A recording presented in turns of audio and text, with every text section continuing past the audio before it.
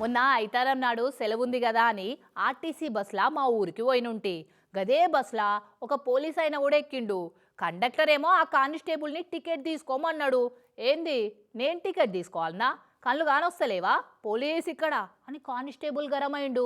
Police అయితే ఏంది, ఎవరైనా టికెట్ తీసుకోవాల్సిందే అని కండక్టర్ కూడా అస్సలు తగ్గలే. ఇక ఇప్పుడు ఆ ముచ్చట ఎందుకు చెప్తున్నానంటే, అచ్చం గిసుంటి పంచాదే అయింది గా అనంతపురంలో ఆర్టీసీ బస్సులో నిన్న.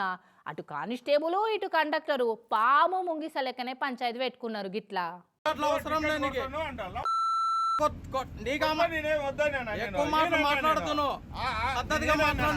అనంతపురం జిల్లా కల్లూరు దగ్గర ఆర్టీసీ బస్ ఎక్కినట ఈ హెడ్ కానిస్టేబుల్ లక్ష్మీనారాయణ సారు. ఇక బస్ ఎక్కితే టికెట్ తీసుకోవాలి కదా, ఆ టికెట్ అనుకుంటా ఈ సార్ను కూడా కండక్టర్ టికెట్ అడిగితే నీ డాష్ సొమ్మ ఈ బస్ ఏమన్నా అని పోలీస్ ఆయన.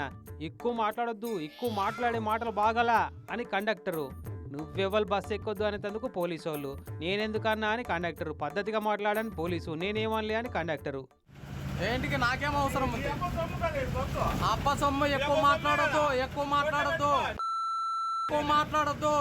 నాకు స్టేజ్ వస్తుంది, టికెట్ తీసుకో ఫస్ట్. ఎక్కద్దని రోజు ఇదే నన్ను ఎక్కద్దంటాడు. నేను మిమ్మల్ని ఎందుకంటే ఎక్కొద్దని. అయినా ఈ కండక్టర్ కూడా మొండోడే ఉన్నట్టుండు.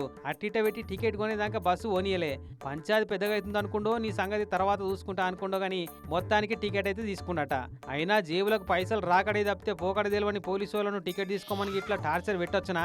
ఇంత సిన్సియర్ కండక్టర్ అయినా పోలీసు వాళ్ళతో టికెట్ కొనిపించొచ్చునా? పాపం వాళ్ళు కూడా ప్రజాసేవకులన్న సంగతే గుర్తిస్తలేరు కొందరు కండక్టర్లు సాలగుండా.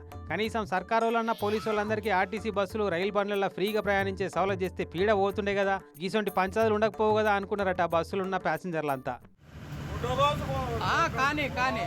కానీ